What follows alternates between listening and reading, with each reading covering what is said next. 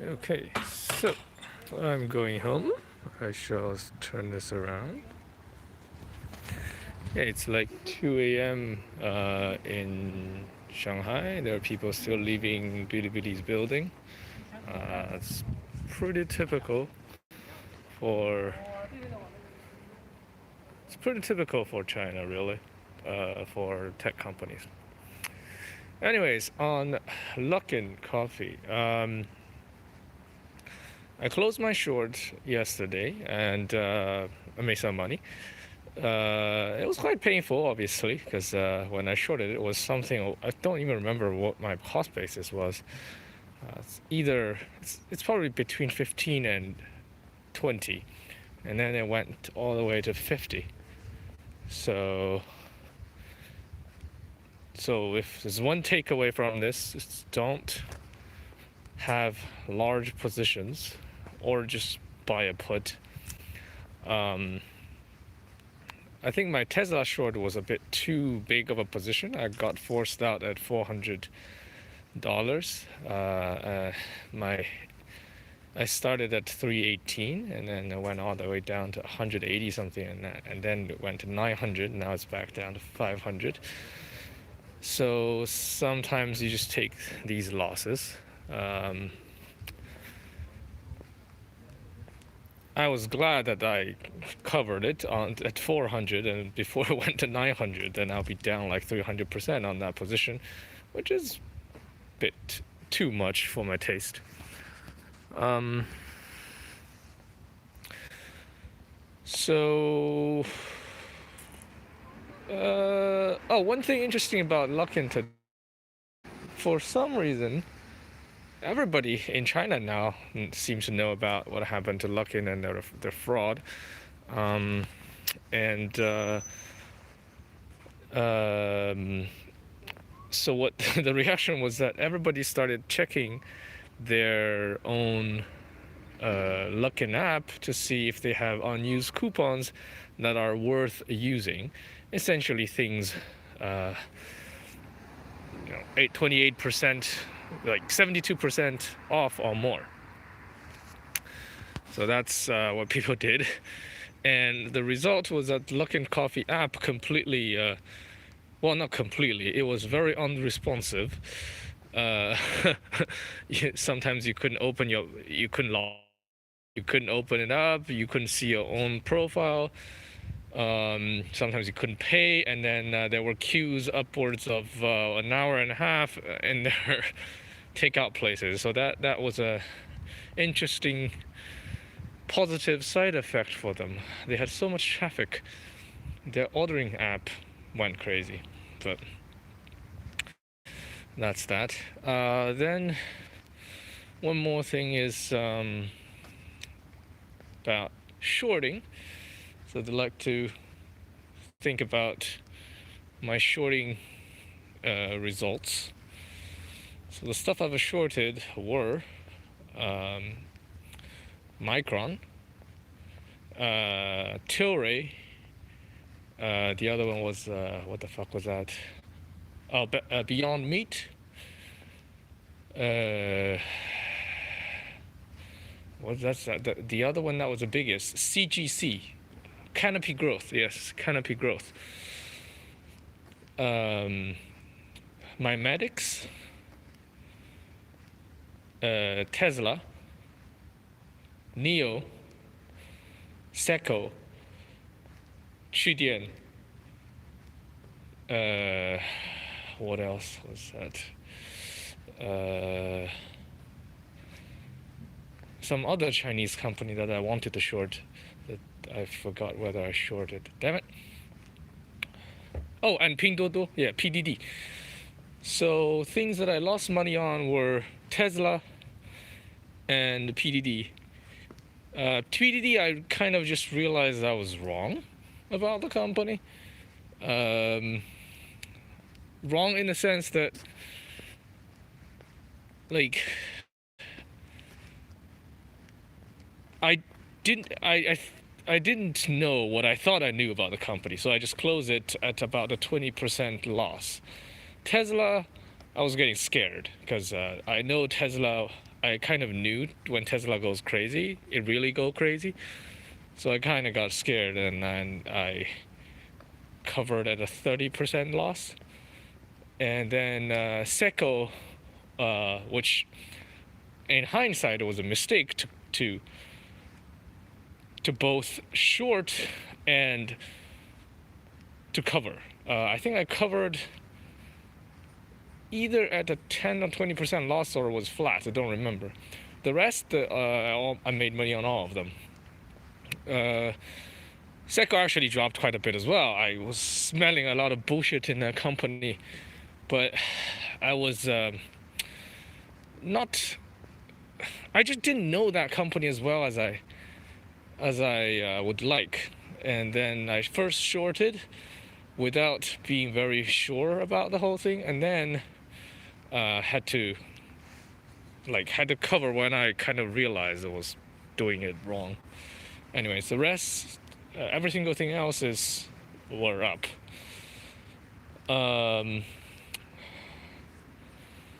So I think the other thing that, yeah, basically small position sizes enables you to keep the shorts on, and puts obviously help, but puts are a bit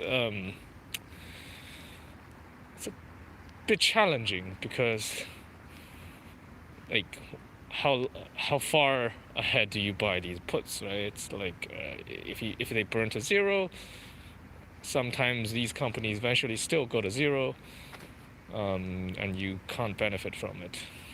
But one thing, in terms of Chinese frauds at least, they have a bit of commonality. The Chinese frauds, they all sound very bullshitty. Like, it I don't know how to describe it. It's almost like a bullshit detector. And then when that bullshit detector kicks in, very often that becomes a successful short.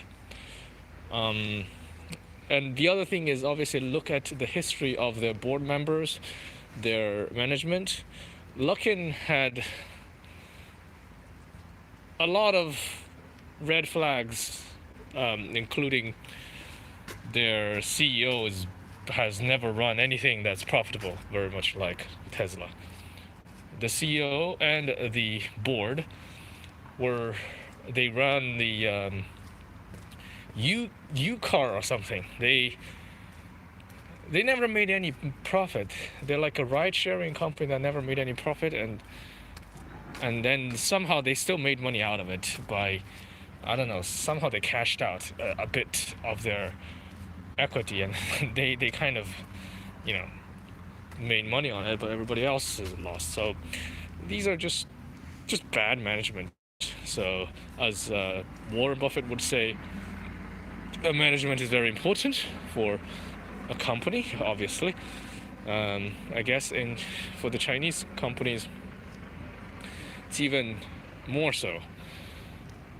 Some companies have actually fairly reliable management in China, so they also have some kind of track record of success rather than failures. So these are, at least gives me more confidence owning their shares. All right. Interesting development, by the way. Remember when I last made a vlog? I said there was no activity going on with this whatever fuck they're building. Well, that's all back. You can see that's where the construction workers live. So that's all back. I think there might even be activity even now. Maybe it's just too late. It's 2 a.m. But I hear things. So there's activity going on. I don't know what exactly they're doing, but something's happening. And it's floodlights and everything. So that's happening. I just now need to get across. Damn it. And there was activity happening on that overpass, if you could see that. That overpass, there was some things done on it. There was a bit of change. And the lights, the traffic guiding lights were back. If you can see that, you can't. Yeah, you can see that flashing, yellow, amber, whatever you call it. But my prediction for China, I don't know how to make money out of it though. But predictions that I came to in the past couple weeks was that we're gonna have a food shortage, and then we're gonna have a recurrence of more infections. It's gonna be not as bad as US, but it's probably gonna end up like Singapore. So yeah, but at least people now have this almost a religion about masks, so that helps. And all right, so before I get into my building, let's address some of the comments. Jose Tangari says, Jirek, you're my favorite researcher. Well, thank you. Hey, any great investment findings in the current market situation? Very hard to come by. Things haven't fallen down far enough, I think.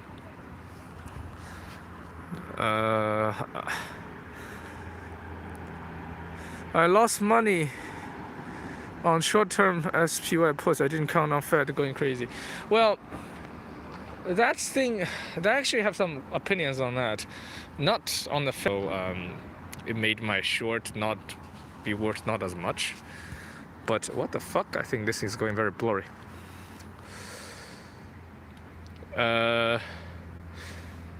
So I mean, the Fed's responsibility is to keep.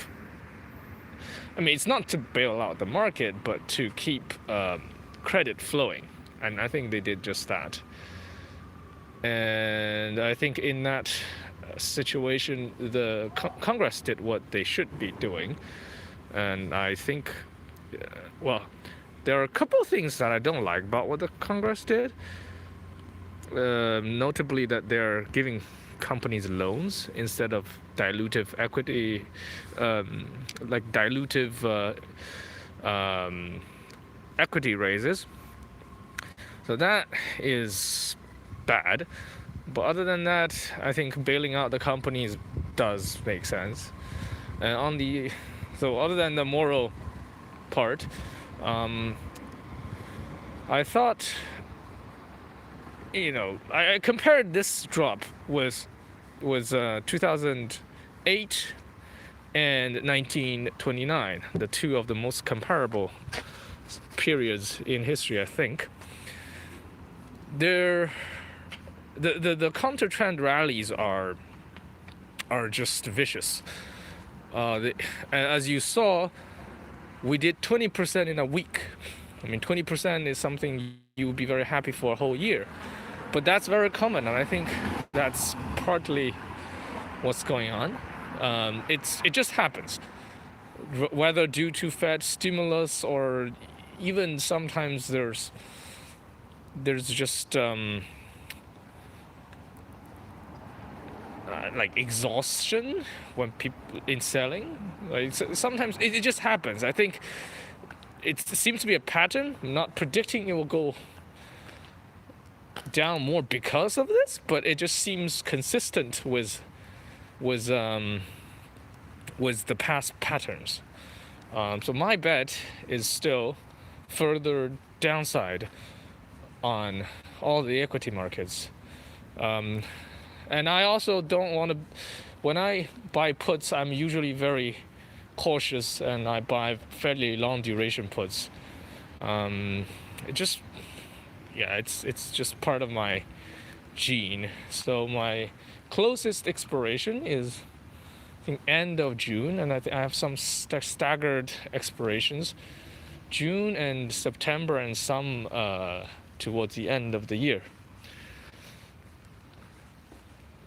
Oh yeah, you can definitely see some progress. That was new. Whatever fuck they're building, they're putting on elevators in now. So. And there's progress made here though. So yeah, so I think just be mindful of that. Bear markets typically don't happen in a straight line. I made 22K on Luckin because of that vid where you mentioned they were mortgaging their coffee machines. Yeah, well, congrats.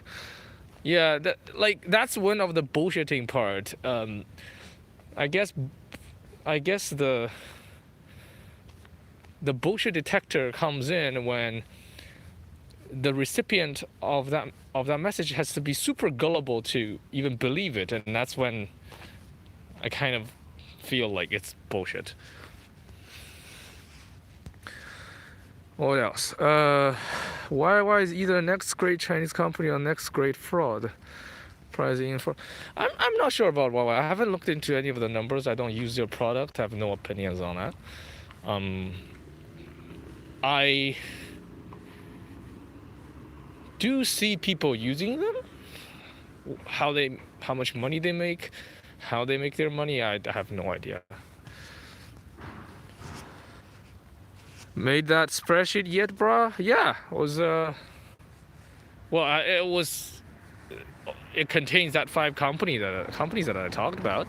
So what else we have? Any other prospective shorts at the current prices?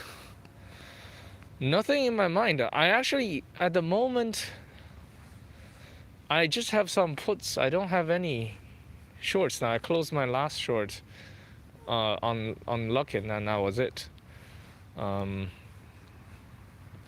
Yeah, nothing in my mind.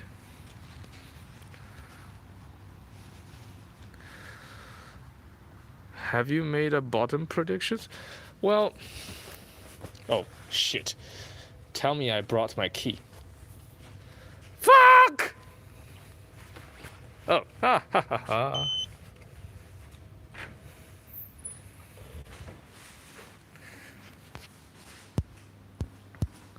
Bottom predictions. Well, my guess is the one turn would come when the virus infection peaks in US. But whether that's the place, the final bottom, I'm not sure. But in China,